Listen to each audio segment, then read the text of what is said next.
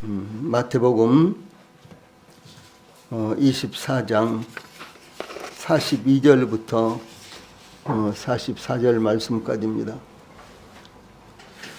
하나님의 말씀 마태복음 24장 42절부터 44절까지 제가 먼저 봉독을 해드리겠습니다. 지금 봉독하겠습니다. 그러므로 깨어 있으라. 어느 날에 너희 주가 임할는지 너희가 알지 못함이니라. 너희도 아는 바니 만일 집주인이 도둑이 어느 시각에 올 줄을 알았더라면 깨어 있어 그 집을 뚫지 못하게 하였으리라. 이러므로 너희도 준비하고 있으라. 생각하지 않은 때에 인자가 오리라. 아멘. 우리 다 함께 앞에 보시고 한번 같이 읽읍시다. 시작. 그러므로 깨어 있으라. 어느 날에 너희 주가 임할는지 너희가 알지 못함이니라. 너희도 아는 바니 만일 집주인이 도둑이 어느 시각에 올 줄을 알았더라면 깨어 있어 그 집을 뚫지 못하게 하였으리라. 이러므로 너희도 준비하고 있으라. 생각하지 않은 때에 인자가 오리라. 아멘.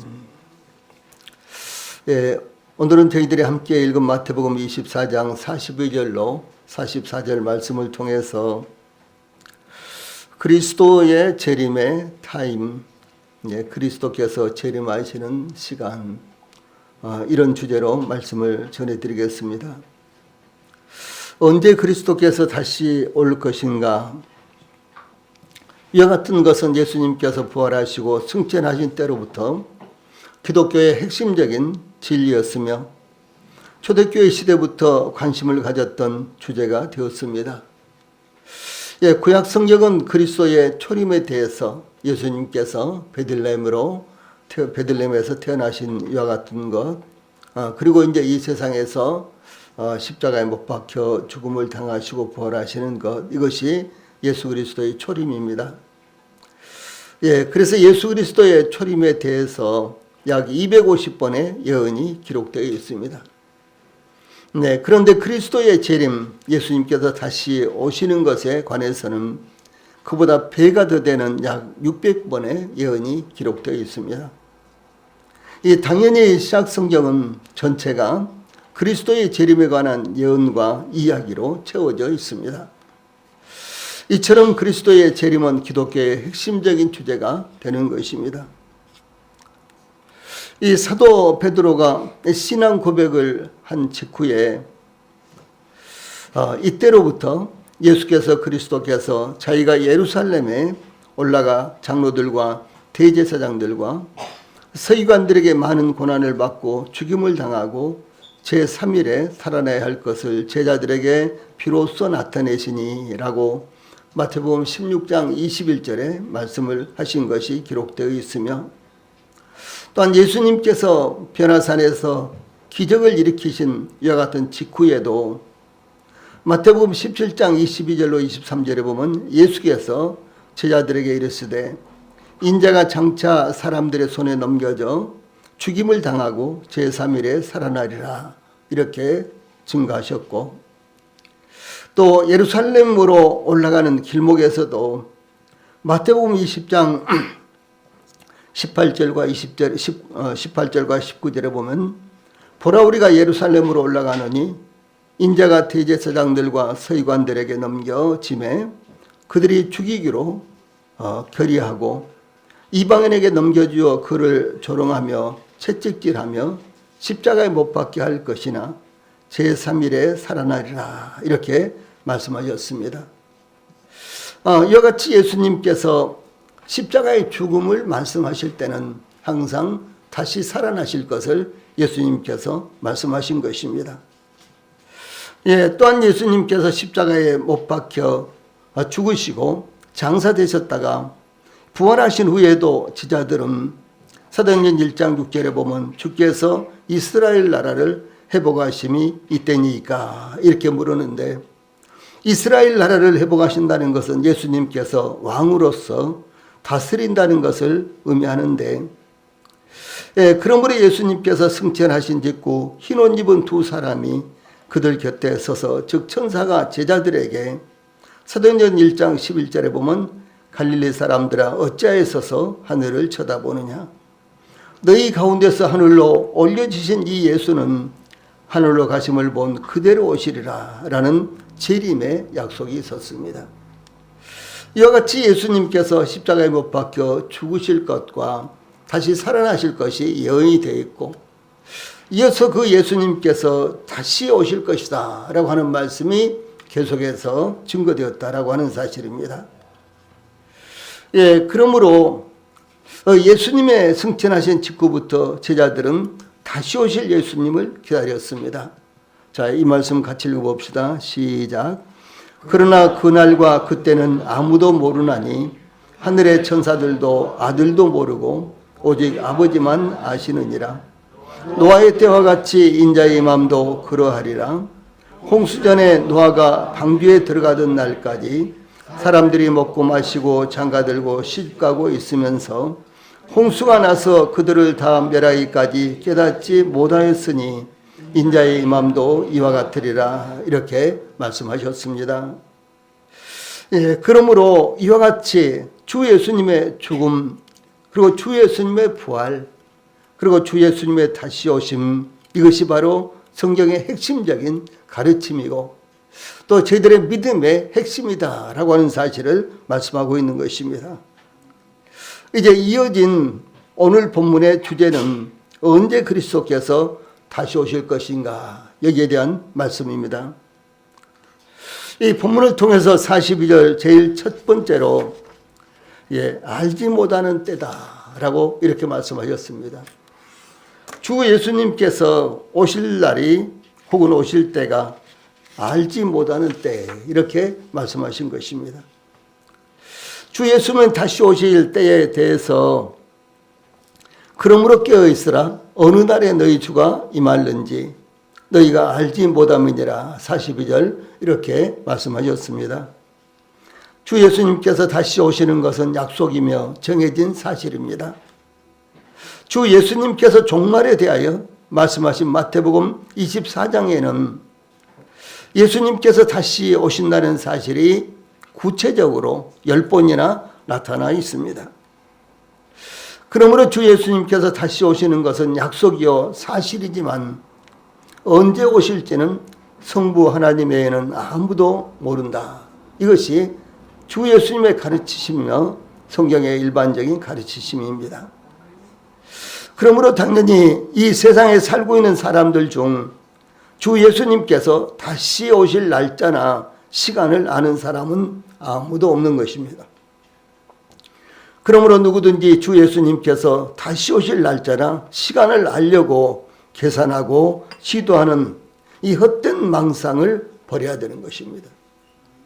그것을 연구하고 나름대로 꿈에 봤다, 환상을 봤다, 성경에 계산하니까 이렇게 되더라, 이렇게 하는 것은 이것은 헛된 것이요, 그것이 바로 시한부 종말론자와 같은 이런 잘못된 교리들이 나타날 수 있다라고 하는 것입니다. 주 예수님께서 죄송합니다. 주 예수님께서 40절 후반절에 어느 날에 너희 주가 임할는지 너희가 알지 못함이니라 이렇게 말씀하셨던 것입니다. 이렇게 말씀하신 것은 주 예수님께서 어느 날에 예수님께서 다시 오실까, 이것을 가르치시기 위해서 말씀하신 것이 아니라 이것은 주 예수님께서 다시 오실 그때까지 아무도 알 수 없는 일이다 라고 이렇게 말씀을 하시기 위한 것입니다. 주 예수님께서 언제 다시 오실지 아무도 모르기 때문에 특히 주 예수님께 속한 성도들, 또한 주 예수님께서 임하시기를 기다리는 성도들은 그러면 어떻게 해야 할까요? 주 예수님께서 그러므로 깨어있으라 이렇게 말씀하신 것입니다. 그러므로 깨어있어야 하는 이유는 어느 날에 너희 주가 임할는지 너희가 알지 못함이니라 이렇게 말씀하셨는데, 이것을 여러 가지 예화라든가 이와 같은 것들을 통해서 무려 25장까지 계속해서 말씀을 하신 것입니다. 예, 그러므로 깨어 있으라 라고 말씀하신 것은 주 예수님이 언제 오실지 알지 못하기 때문이다 라고 하는 것입니다. 이 42절 초반에 그러므로 깨어 있으라 라는 말씀에서 이 깨어 있으라 라는 말씀은요, 현재형이고 명령형입니다. 그런데 헬라어에서는 현재형은 현재 진행형을 동반합니다. 예, 그래서 이 본문에는 이 말씀이 제일 앞에 나오는데 그것은 바로 예수님께서 대단히 강조하고 있는 의미로 말씀하신 것이다 라고 하는 것입니다. 또한 일시적이거나 그때 깨어 있어야, 예수님께서 오실 때 깨어 있어야 한다는 것이 아니라 항상 계속해서 깨어 있어야 한다는 것을 의미하는 것입니다. 즉 언제나 너희 눈을 뜨고 정신을 차리고 있으라 라는 이 강조적인 의미의 말씀입니다.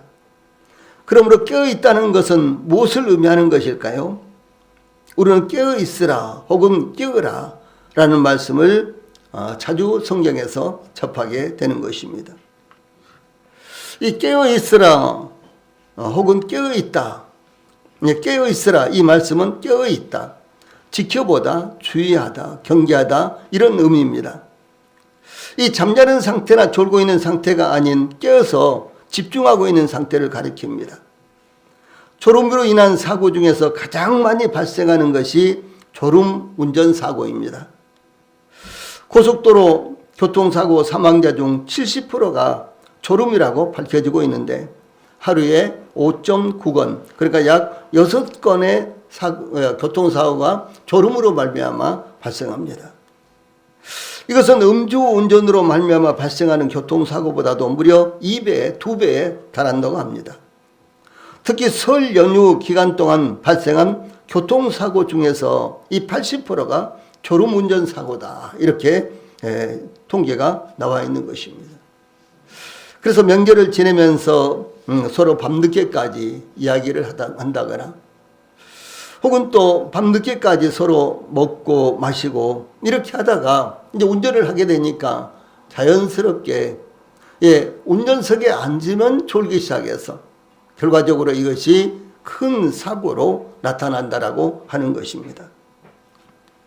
주 예수님께서 체포되시기 전, 잡히시기 전 제자들과 함께 겟세마네 동산에 들어가셨다가 마태복음 26장 38절에 보면 내 마음이 매우 고민하여 죽게 되었으니 너희는 여기 머물러 나와 함께 깨어 있으라 이렇게 당부하시고 좀 더 나아가셔서 예수님은 혼자 기도하셨습니다. 예수님께서 기도하신 후 제자들에게 오셨는데 제자들은 졸고 있었고 자고 있었습니다. 예수님께서 제자들에게 너희가 나와 함께 1시간도 이렇게 깨어 있을 수 없더냐, 시험에 들지 않게 깨어 기도하라, 마음에는 원이로되 육신이 약하도다 이렇게 말씀하셨습니다. 그러므로 저희들이 신앙의 시험이 들지 않기 위해서는, 신앙의 시험을 받지 않기 위해서는, 또 시험에 실패하지 않기 위해서는 깨어서 기도해야 된다라고 하는 사실입니다. 제자들은 이와 같이 겟세마네 동산에서 예수님과 함께 올라가서 예수님께서 여기서 깨어서 기도하라 이렇게 말씀하시고 예수님께서 기도하시는 동안 제자들은 거기서 졸고 있었습니다. 그 직후에 제자들은 큰 시험에 빠져서 거기서 헤어나오지 못한 이와 같은 모습이 나타나고 있는 것입니다. 이 사도 바울은 이와 같이 깨어라, 깨어 있어야 된다라는 부분에 대해서 대단히 강조하고 있습니다. 고린도전서 15장 33-4절에 깨어 의를 행하고 죄를 짓지 말라. 하나님을 알지 못하는 자가 있기로 내가 너희를 부끄럽게 하기 위하여 말하노라. 또 고린도전서 16장 13절에는 깨어 믿음에 굳게 서서 남자답게 강건하여라. 또 에베소서 5장 14절에서는 그러므로 이르시기를 잠자는 자여 깨어서 죽은 자들 가운데서 일어나라.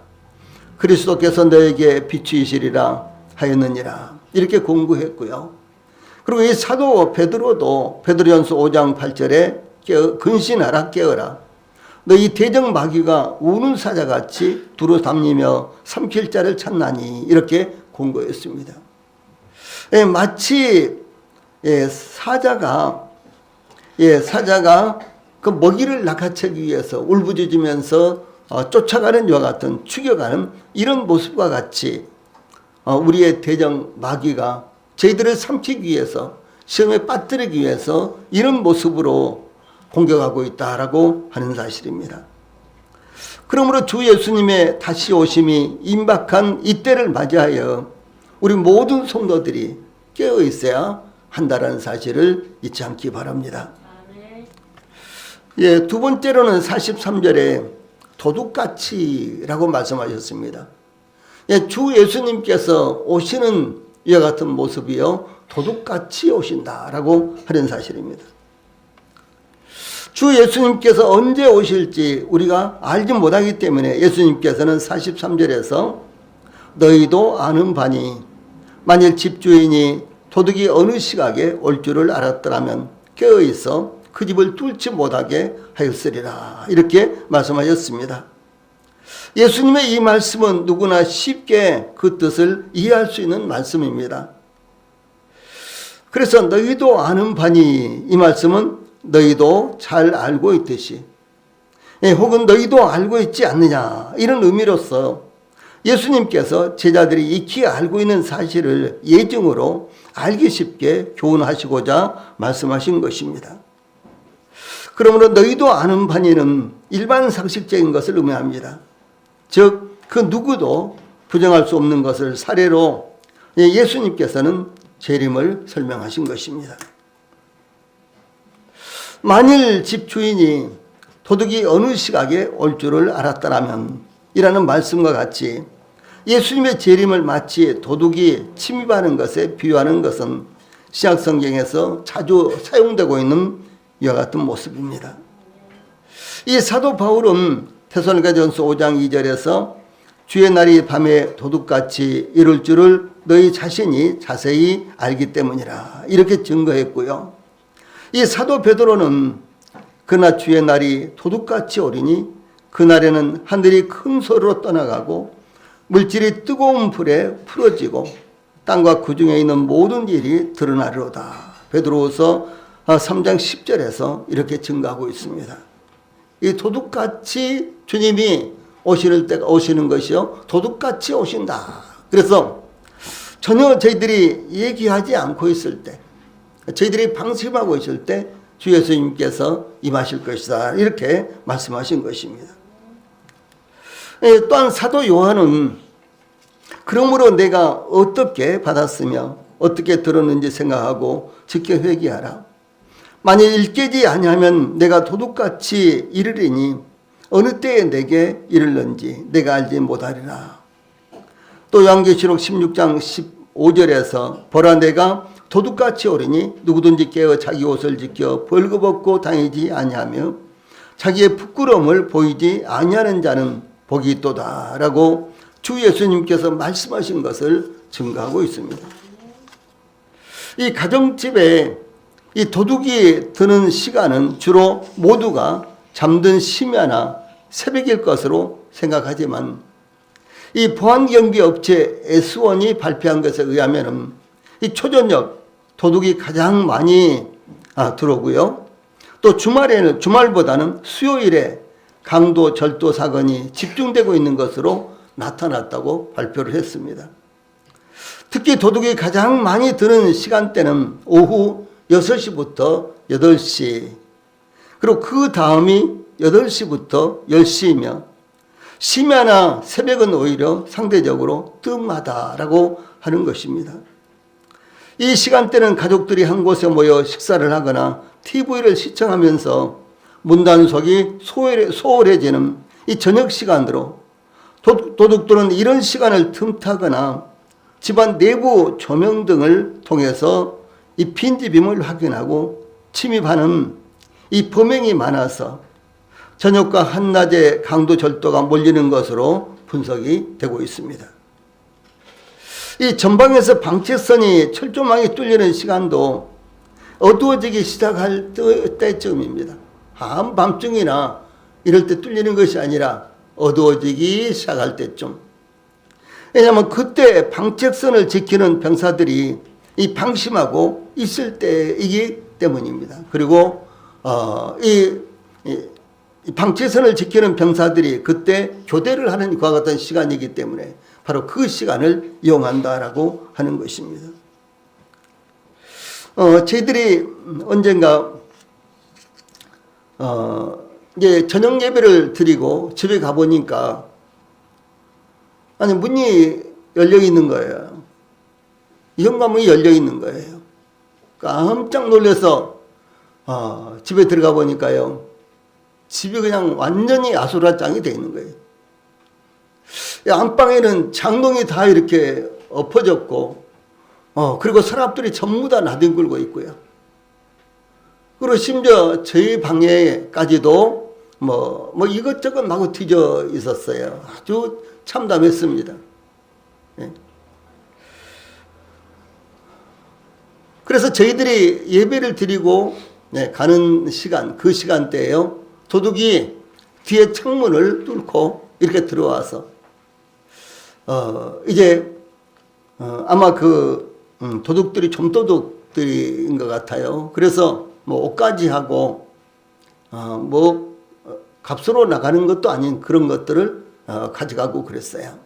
그래도 그것을 정리하고 또 장롱 하나는 이렇게 잠궈놨는데 그것을 열려고 칼을 갖다가 막 이렇게 열고 그래가지고 다 망가뜨려 놓고 이랬는데 아주 굉장히 좀 참담하고 그랬습니다. 그리고 그것을 정리하는데도 참 시간이 많이 걸렸습니다. 그래서 이와 같이 도둑들은 가장 방심하고 있을 때, 그리고 불이 켜져 있지 않은 것을 보고 이 집은 빈집이다 이렇게 생각을 하고요, 들어온다라고 하는 것입니다.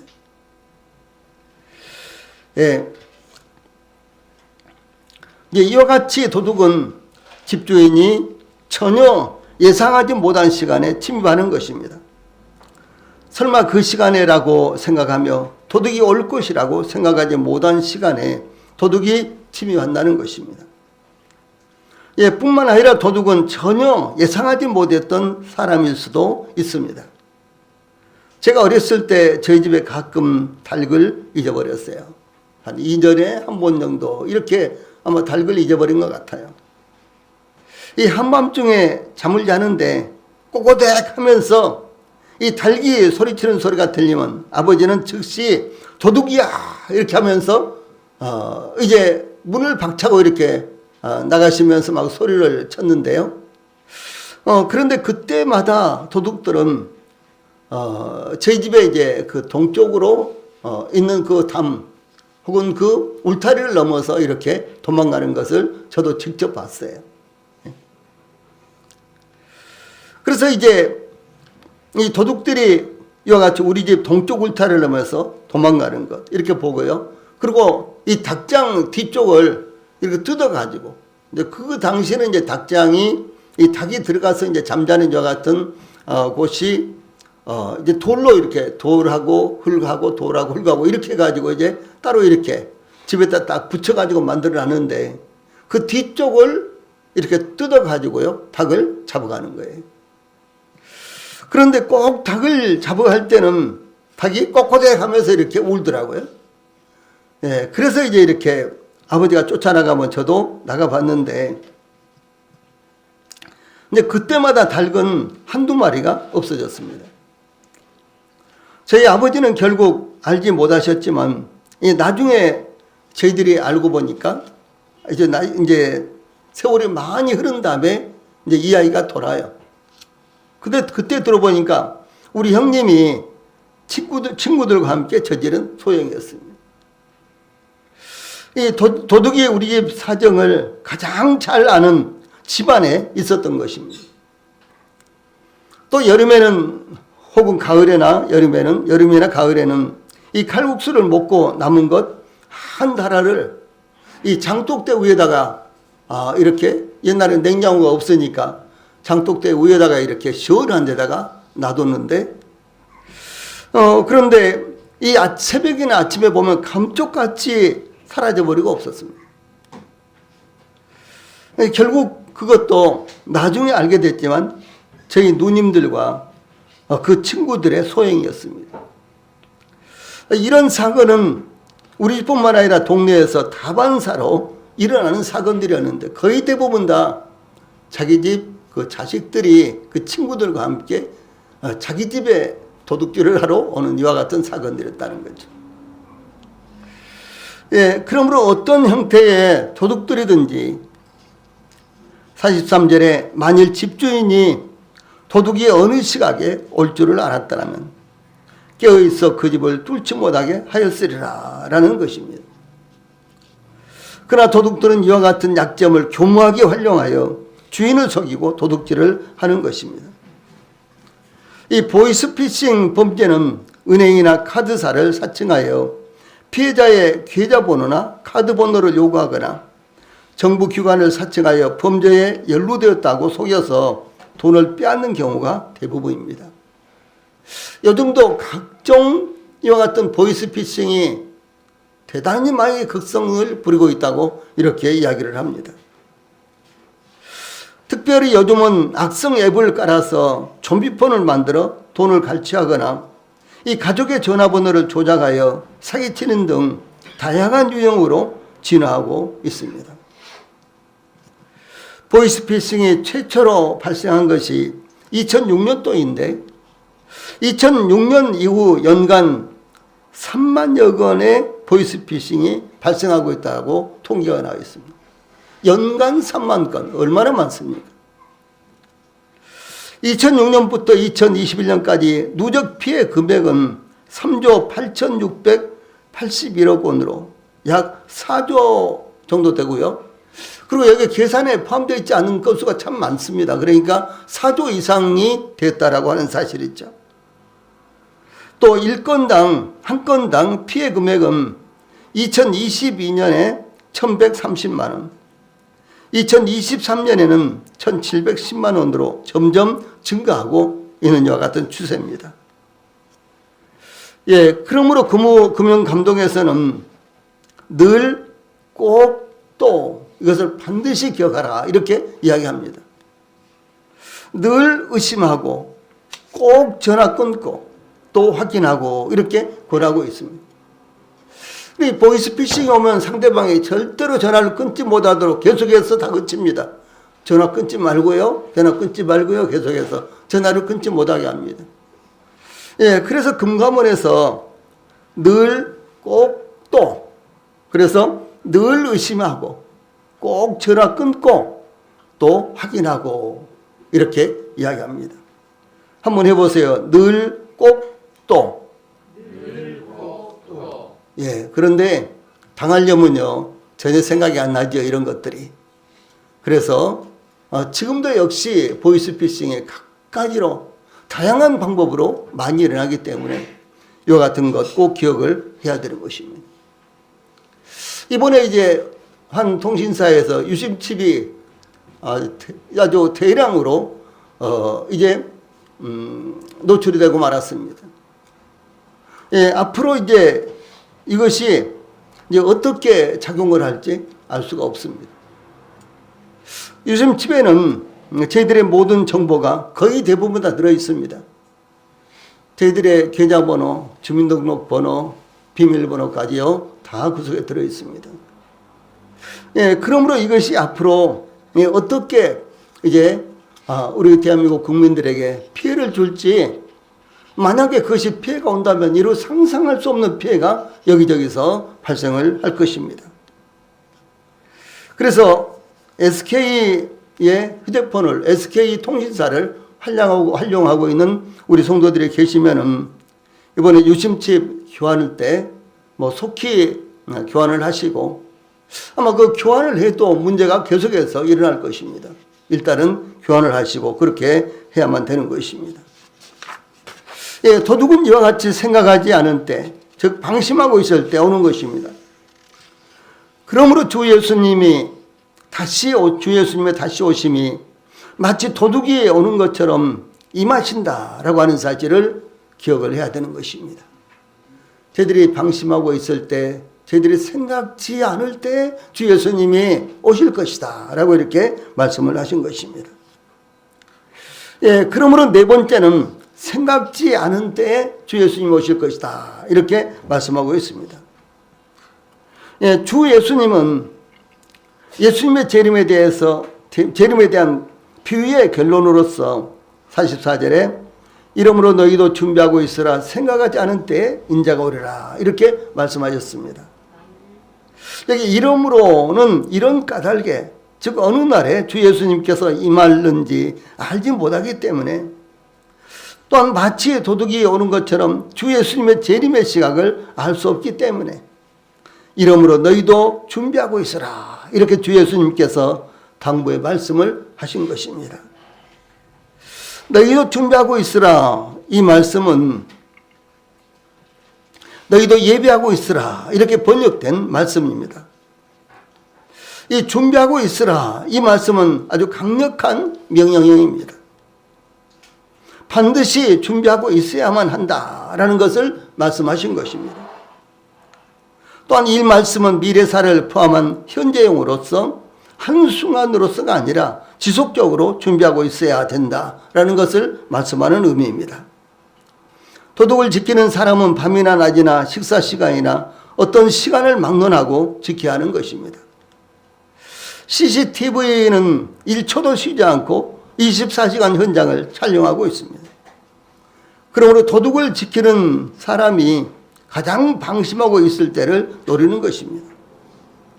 물론 주 예수님께서 모든 사람들이 방심하고 있을 때를 틈타서 오신다는 것이 아닙니다. 방심하고 있을 때 오시는 것처럼 주 예수님께서 임하실 것이다 라고 하는 것입니다.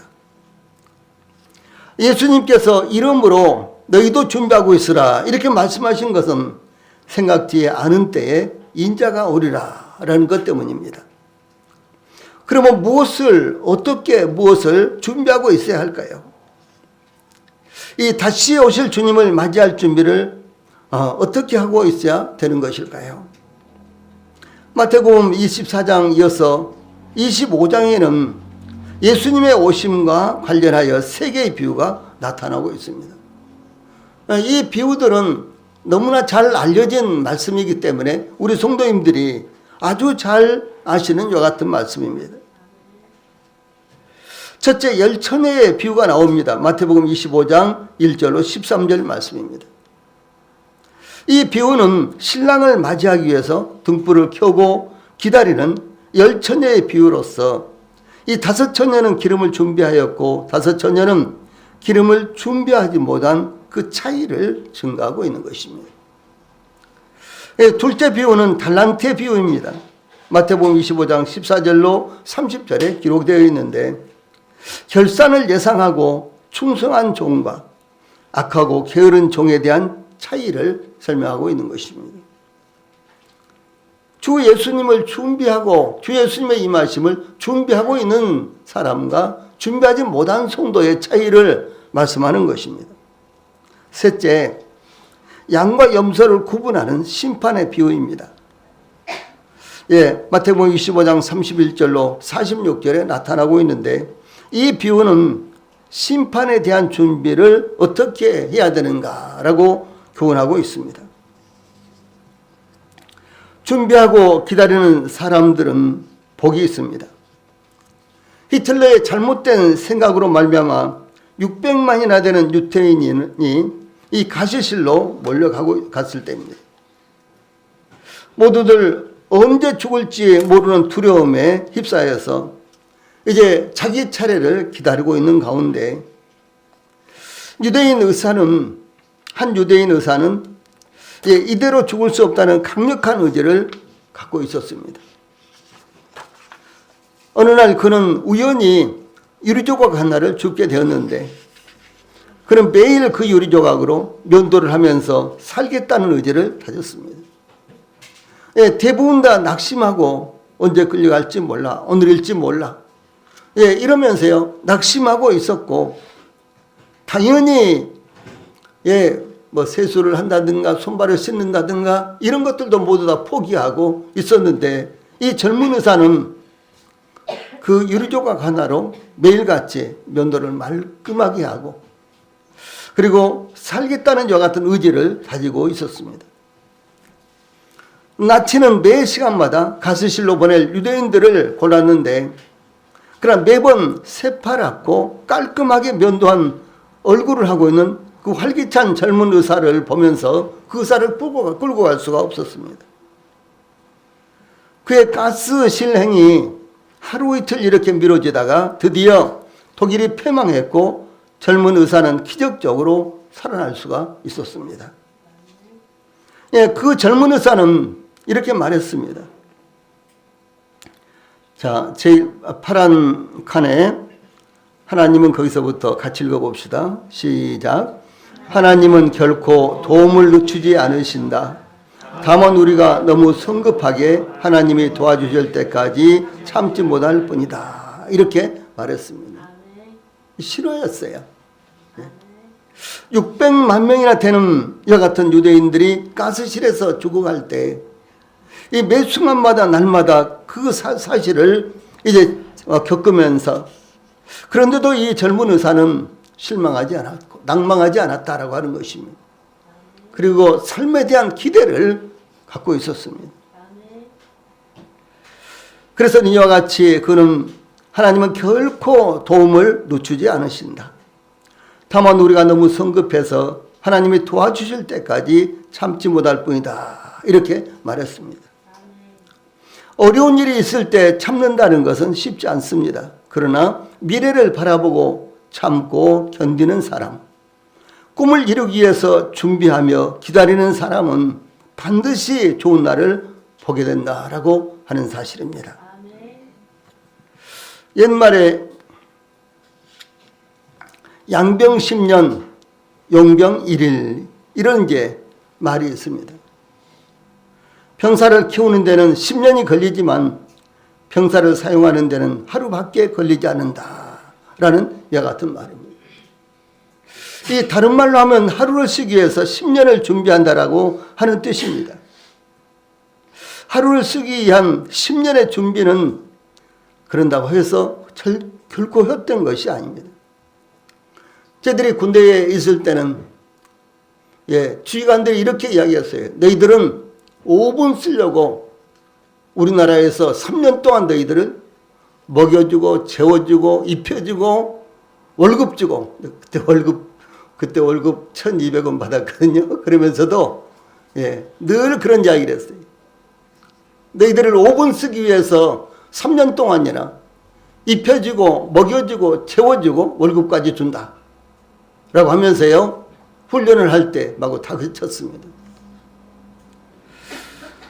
그런데 이 말은 이 병사를 10년을 기르지만 단지 하루를 쓰기 위해서 10년 동안 기르고 있다라고 하는 사실입니다. 이 하나님의 사람은 하루를 쓰기 위해서 평생을 훈련하고 준비를 해야 되는 것입니다. 저희들이 훈련하고 준비하면요 언제 하나님께서 저희들을 사용할지 모릅니다. 이 복음을 전해야 되겠다라고 하는 저 같은 소망을 가지고 준비하는 성도들에게는요 언젠가는 반드시 준비된 영혼을 하나님께서 만나게 해주시는 것입니다. 그러니까 전혀 복음과 관련 없는 삶을 살면은요 영혼들과 함께 있으면서도 그들에게 복음을 전하려고 하지 않는 것입니다. 참 중요한 것입니다. 영국의 임블던 테니스장은 1년에 2주간을 사용하기 위해서 1년 내내 준비를 하고 잔디를 가꾸고 그렇게 합니다. 이 책임을 맡은 매니저는 한 해 동안 꾸준히 잔디를 관리하며 2주간의 대회를 기다리는 것을 아주 보람으로 여기는 것입니다. 그가 하는 일은 오직 준비하는 일입니다. 준비 그 자체에 의미를 두는 일입니다. 그러므로 절대로 준비 자체를 소홀하게 생각하지 말아야 되는 것입니다. 저희들도 아주 사소한 일도 준비가 없으면 이루어지지 않습니다. 준비가 없으면 할 수가 없습니다. 오후에 노방전도도 준비를 해야지만 저희들이 그것을 가지고 나가서 노방전도를 할 수가 있잖아요. 마찬가지로 저희들의 마음 가운데도 하나님의 사랑에 대한 이와 같은 감사하는 마음, 또 열정, 또 영혼들에 대한 이와 같은 사랑, 불쌍히 여기는 마음, 또 복음에 대한 열정, 이와 같은 것들이 있을 때 복음을 전하게 되는 것입니다. 그러므로 준비 자체를 절대로 소홀하게 생각하지 말아야 되는 것입니다. 준비하는 시간은 결코 낭비하는 시간이 아니라는 것을 우리 모든 성도들이 깊이 기억해야 할 것입니다. 찬송 부르시겠습니다.